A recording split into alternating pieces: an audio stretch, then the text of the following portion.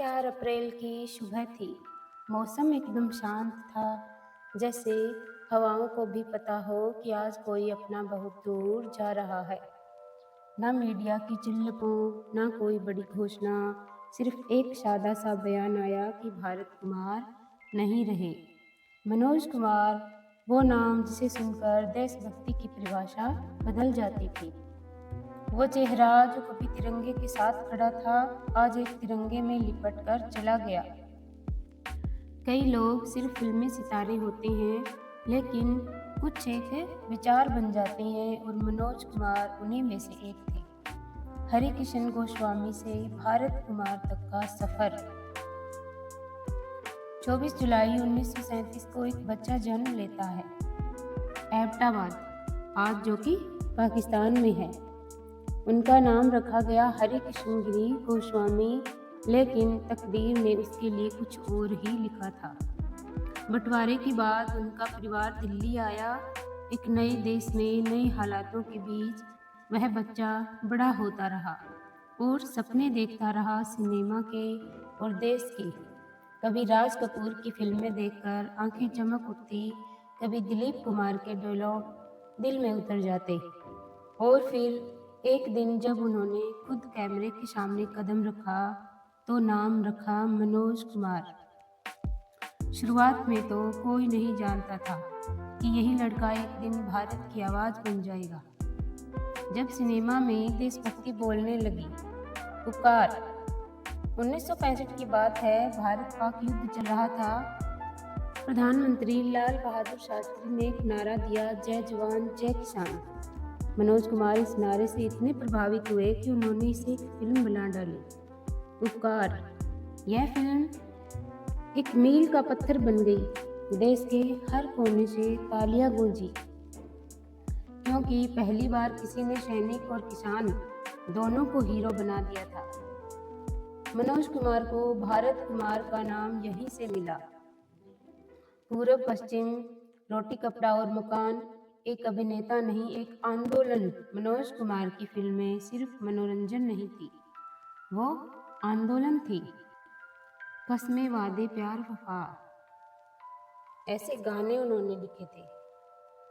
पश्चिम में उन्होंने पश्चिमी संस्कृति पर सवाल उठाया तो रोटी कपड़ा और मकान में बेरोजगारी, गरीबी और इंसान की लाचारी को गहराई से दिखाया। उनके डायलॉग लोगों के जहन में उतरते गए, जैसे जो धरती को सींचता है वही धरती का असली बेटा है। माँ सिर्फ जन्म नहीं देती, वह जीना सिखाती है। मनोज कुमार हर उस दर्द को पर्दे पर लाते थे जो आम आदमी चुपचाप जीता था। चमकती रोशनी से दूर एक सादा जीवन, शोहरत की बुलंदियां पर पहुंचने के बावजूद मनोज कुमार ने कभी लाइमलाइट का दुरुपयोग नहीं किया।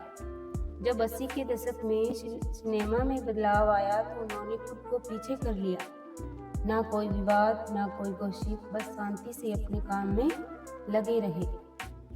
उनकी शादी शशि गोस्वामी से हुई, जो खुद एक सादगी पसंद महिला थी। उनके बेटे कुणाल गोस्वामी ने फिल्मों में कोशिश की, लेकिन वो ऊंचाई नहीं छू पाई जो उनके पिता ने पाई थी। मनोज कुमार की संपत्ति एक साधारण दिखने वाला असाधारण आदमी।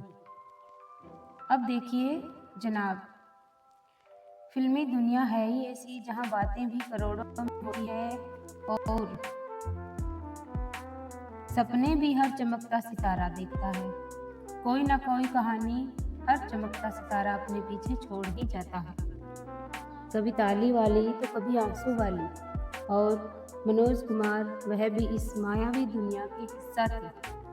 पर एक फर्क के साथ आपको जानकर हैरानी नहीं होनी चाहिए कि मनोज जी ने अपने जीवन में लगभग 50 से 70 करोड़ की संपत्ति अर्जित की थी। यह मैं नहीं कह रही, यह मीडिया रिपोर्ट्स कहती है। मुंबई के जुहू इलाके में उनका एक शानदार बंगला है, जो आज भी पहचान है उनके अस्तित्व की। लोग उंगली उठाकर कहते हैं कि यही तो रहते हैं भारत कुमार। सिर्फ बंगला ही नहीं, उनके पास मुंबई और उत्तर भारत के कई इलाकों में जमीनें थी, फ्लैट्स थे और कुछ ऐसी संपत्तियां जो वक्त के साथ खुद एक विरासत बन गई। लेकिन साहब, अगर आप मुझसे पूछें कि मनोज कुमार की सबसे बड़ी संपत्ति क्या थी, तो मैं कहूँगा ना वो बंगला, ना वो ज़मीनें। उनकी असली दौलत थी उनकी छवि, वो इज्जत जो आज भी हर सच्चे भारतीय के दिल में जिंदा है। वो फिल्में जो देशभक्ति की किताबों से ज़्यादा असर करती है, वो संवाद जो आज भी माँ अपने बच्चों को सुनाकर उन्हें अच्छा इंसान बनाना चाहती है।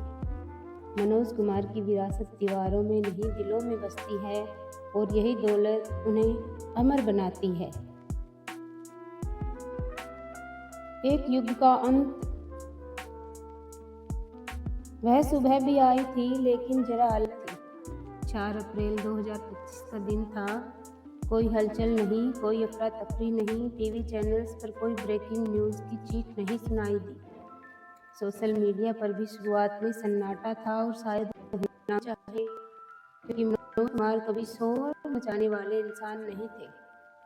वो जैसे जिए वैसे ही चुपचाप इस दुनिया को अलविदा कह गए, सादगी से, शांति से, मानो कह रहे हो हाँ मेरा किरदार पूरा हुआ। उनकी अंतिम यात्रा में न कोई भारी भीड़ थी, न लंबी गाड़ियों का काफिला, बस कुछ बेहद अपने लोग, कुछ उम्रदराज चेहरे, कुछ पुराने साथी, और वह चुप खड़ी भावनाएं जो आंखों से बहकर जमीन तक पहुंच रही थी। भीड़ में एक बुजुर्ग महिला बार बार एक ही बात कही जा रही थी, मेरे बच्चों का देश क्या होता है। यह मनोज कुमार की फिल्मों से पता चला। मैंने उन्हें तिरंगा दिखाने से पहले उपकार और पूरब और पश्चिम दिखाई थी। उसके चेहरे पर गर्व था, आंखों में आंसू, शायद उसे किसी रिश्तेदारी की नहीं, एक आदर्श की विदाई महसूस हो रही थी। मनोज कुमार चले गए, यह कहना शायद तकनीकी रूप से सही हो, लेकिन भारत कुमार वो तो आज भी जिंदा है, हर उस दिल में जो देश को सिर्फ जमीन पर टुकड़ा नहीं, माँ समझता है। कभी किसी फिल्म के एक डायलॉग में उन्होंने कहा था, देश के लिए मरने से पहले उसके लिए जीना सीखो, और उन्होंने वही किया, सिनेमा के पर्दे पर और जिंदगी की हकीकत में भी। जब फिल्में सिर्फ फिल्में नहीं रही, वो बन गई आंदोलन। आज का cinema glamour, spotlight, high budget और सोशल मीडिया की लाइक्स में सिमट चुका है। बड़े बड़े सेट, चकाचौंध भरी लोकेशंस और डायलॉग जिनका असर बस टिकट खिड़की तक सीमित रह गया। क्यों मेरी बहन खुश हो जाएगी, ऐसे मेरी बहन ने मेरे लिए पुट्टी देखी।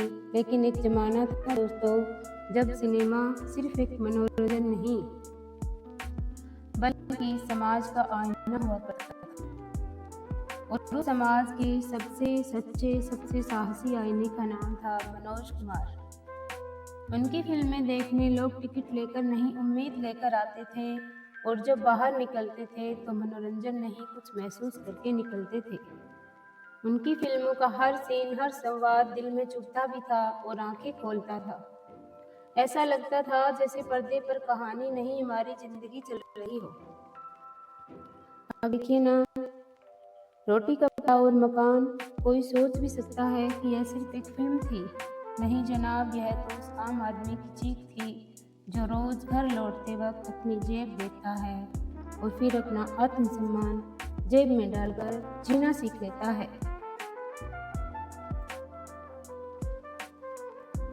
उस फिल्म में न सिर्फ बेरोजगारी या गरीबी दिखाई, उसने उस इज्जत की लड़ाई को दिखाया जो हर इंसान को चुपचाप लड़ता है।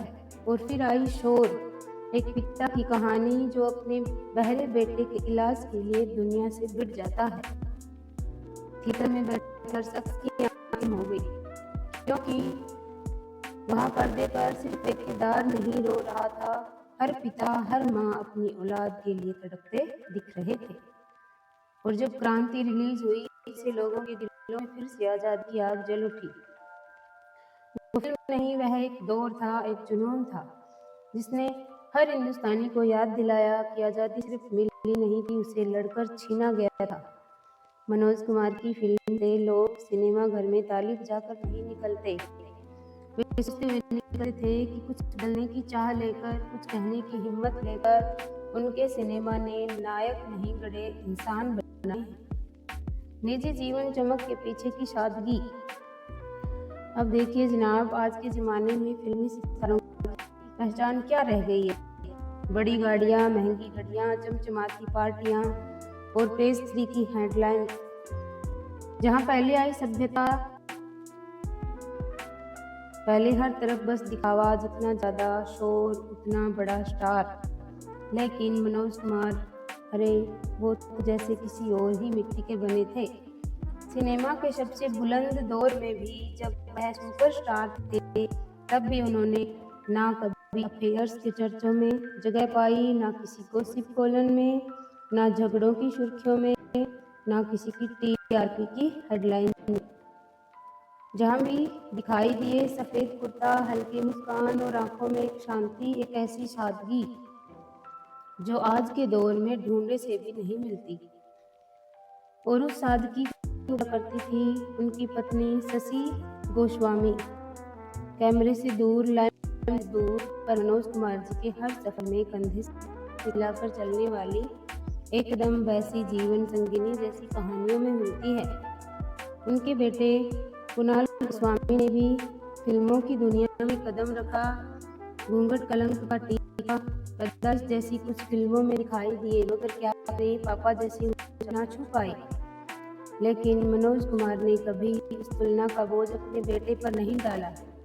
एक बार किसी इंटरव्यू में उन्होंने बड़ी फुर्ती से एक बात कही कि हर किसी को भारत नहीं बनना पड़ता बेटा, बस अच्छा इंसान बनो, वही सबसे बड़ी फिल्म है।